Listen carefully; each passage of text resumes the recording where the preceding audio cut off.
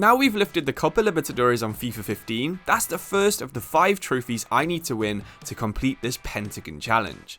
I think it does make sense to stay in the Americas, and as the CONCACAF Champions Cup has never been in any FIFA game ever, we're going to switch that trophy for either the MLS or the Liga MX, which are both on FIFA 16.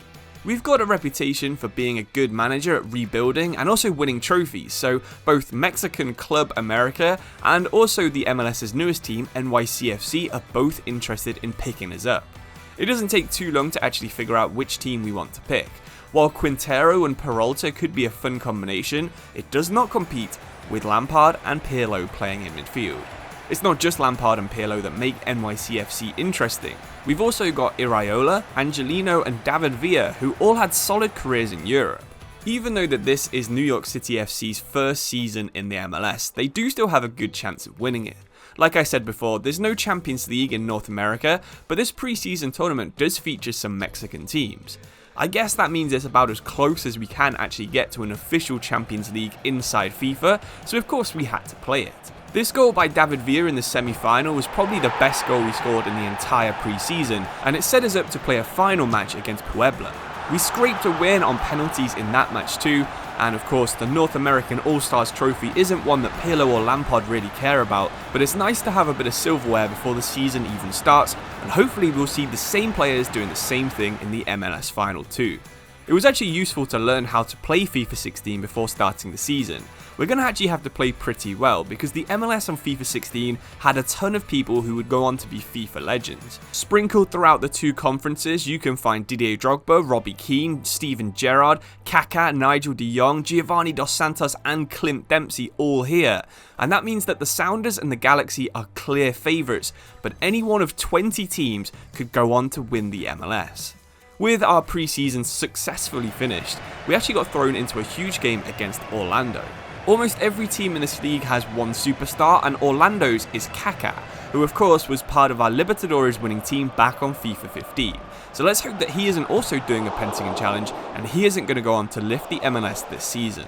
Even though we are only about 10 minutes into our first game of the season, you could already tell that FIFA 16 was a lot more fun to play than FIFA 15. It's annoying we missed that shot right there, but I suppose Kaká missed one for them in the first 10 minutes, and Lampard didn't miss his chance when it fell to him inside the box. My favourite thing about this squad is how much better the good players feel compared to some of the worst ones. At centre back we have a couple of 60 rated players, and these guys can't run, they can't pass, they can't dribble, they can't really do anything other than defend. Meanwhile Lampard, Pirlo, David Villa and Iraola are all absolutely so fun to use. So we got a win in our first game of the season. In our second game of the season we played Sporting Kansas City and got our first loss. This made me realise how tough the MLS actually was in this season.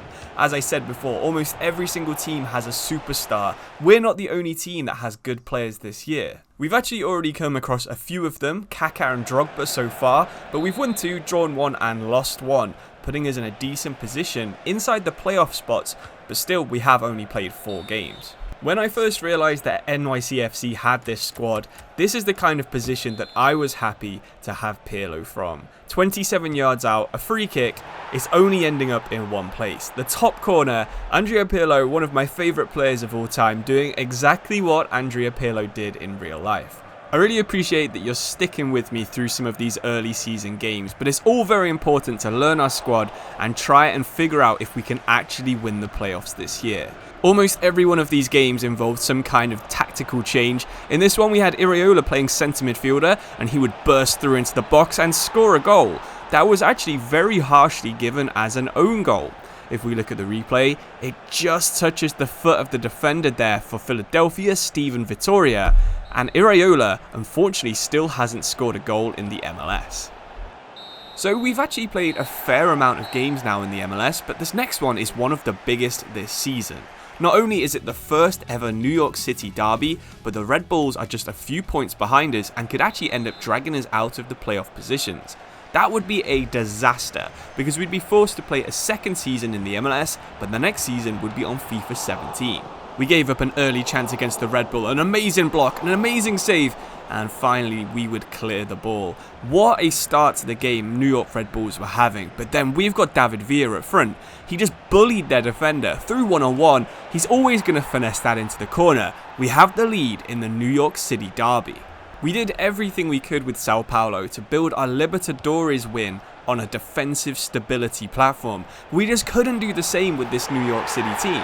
It seemed like our really bad defenders and really low rated goalkeeper were costing us in almost every single match. Of course, our attack was absolutely amazing for the MLS, but yet again, we nearly lost the game just because we could not defend.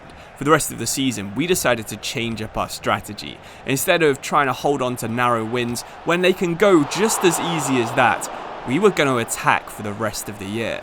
To do this, we probably had to change our main tactic, and if we wanted to change our main tactic, we would need to make some transfers. We wanted to make sure that we'd be able to reach the playoffs, so we used a feature that was actually removed in FIFA 17. We told the board that we could win the entire MLS, but only if they gave us about $1.6 million. They agreed, and after a lot of negotiations with DeAndre Yedlin, now we had one of the highest potential American players on our right flank.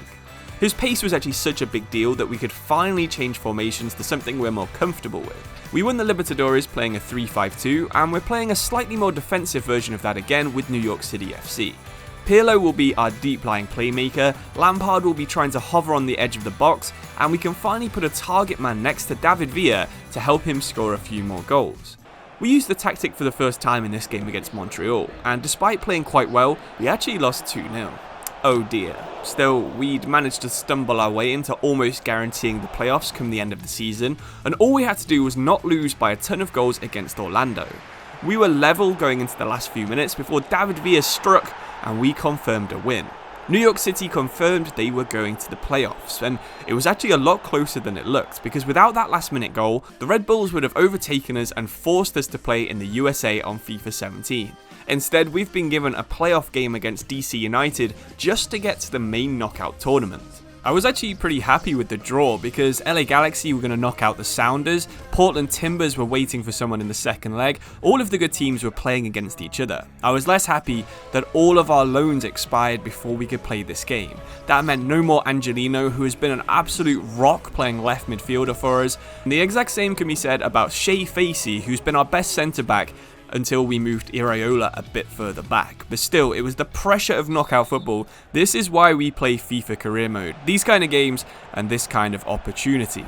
I remember thinking back when we were playing FIFA 15 that knockout football was a lot tougher than I remember on some of these older games, and FIFA 16 was an entirely new level of that. Because look at that shot right there. That was actually the first shot of the match. They'd had 93% possession. We hadn't even touched the ball other than for kickoff, and they go and score one of those honours. But it's fine, we've got some really good players of our own, and we get a nice chance with Shelton, who somehow scoops it into the top right corner.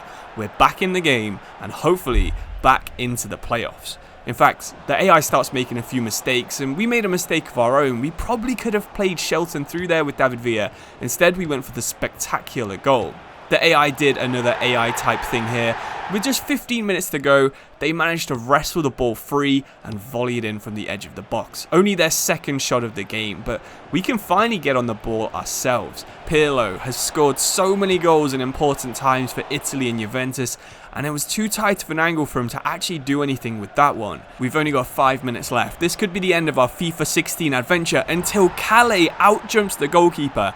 This is the guy that we replaced Angelino with, the first time he's played any minutes for us because Angelino left the club, and he outjumps the goalkeeper from a cross. It looks like this one's going to extra time, and of course, that is not good news when you have a bunch of really old players. Pirlo has basically no stamina. This is him fully sprinting, but he can still make chances. He gives it to Mullins, and he was so close to playing through David Villa. Our players are even more tired now, just seconds to go.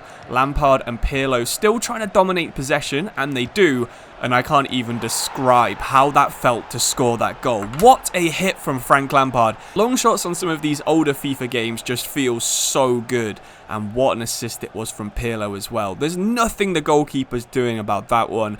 Even though they tried to cheat a spot and knock us out of the tournament, Frank Lampard scoring that goal, I mean, I don't usually put this many replays in my videos, but that was one of my favourite moments of any career mode that I have played on this channel. Of course, we're just going to park the bus and hopefully the AI won't have time to attack.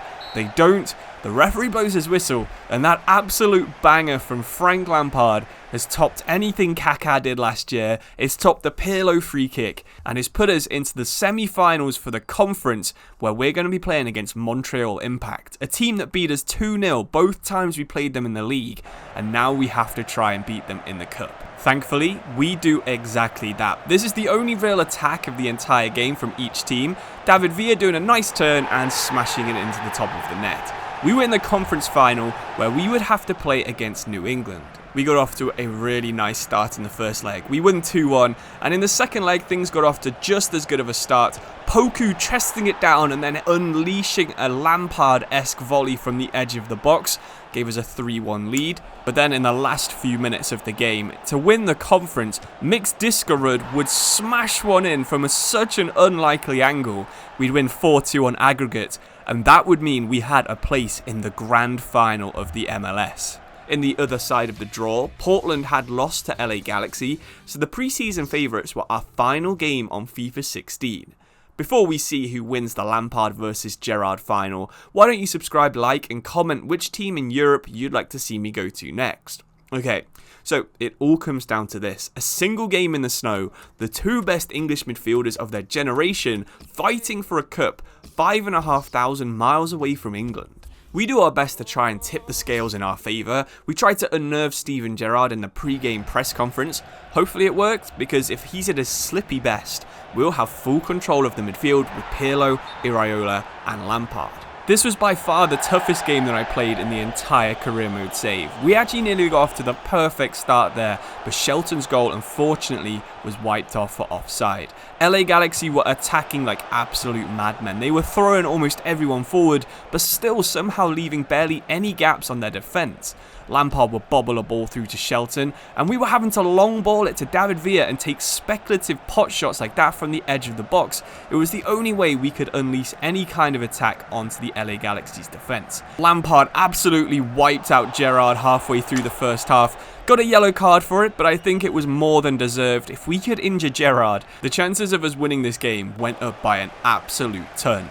We also had to try and cut out mistakes like this, where we just gave it to Giovanni Dos Santos, some tiki-taka from LA Galaxy, and Iraola, of course, now playing as a centre-back rather than a midfielder, and he was our saviour at the back. But now he was our attacker up front. Could he get his head on the end of this corner?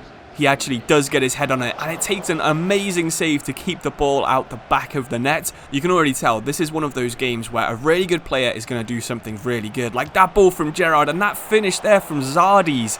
If it was the other way round and Gerrard was hitting that, you would imagine we probably would have gone behind right there. Shelton would play it through to David Villa, and we would finally score a goal. 1-0 up, until this one also gets disallowed. We're putting in such a good performance, but that was so marginally close. VAR getting it right on this occasion. Are we going to be stuck playing this game into FIFA 17? Not if David Villa has anything to do with it. He gets his shot away, but he's actually been brought down by the defender. So, our entire season comes down to this. A 90th minute penalty in the last minute of the last game of the season. We check the options, but no one's even close to as good as David Villa is at penalties. We actually get the timing badly wrong, but David Villa runs up and somehow still finds the roof of the net. Holy crap, what a finish that was, and what a finish to the game this is. We're 1-0 up, all we have to do now is hold on for a few more seconds. The playoffs in this MLS campaign could be some of the best FIFA career mode save I've ever actually put on YouTube, because the last minute goal to win the game against DC United, the last minute penalty to potentially win the MLS Cup, David Villa knows exactly what that means, and we could be about to get the second trophy in our Pentagon challenge. We just have to hold on for another 10 seconds and the referee will blow his whistle. LA Galaxy now losing get the game back underway, while New York City go park the bus. Is it even going to matter? Are Galaxy going to get one last chance? Well, Gargan, he's running down the wing. He gets his cross in, but it's a great stop. The ball falls to Hustic. He chips it up, but no one can flick it on, and the referee finally blows his whistle. We now have 2 of the 5 trophies we need, and we've only done 2 seasons. If we keep this up, this challenge will be over by FIFA 19. We won't need to go to FC 25 like we have planned for this series. Let me know what team in Europe, Asia or Africa you think we should head to next. Let me know in the comments if you enjoyed this video. MLS champions are New York City FC, and Mr. Manager is well on his way to completing a Pentagon challenge. Hopefully you enjoyed this video as much as you did the first one, but if you enjoyed FIFA 15 more, you're gonna love FIFA 17 because that's one of my favorite career mode videos that I have ever edited. If you haven't already watched the FIFA 15 one though, check it out by clicking on the screen right now, or check out the playlist by clicking on the playlist that's on the screen as well. But thanks for watching. I'll see you soon. Cheers and goodbye.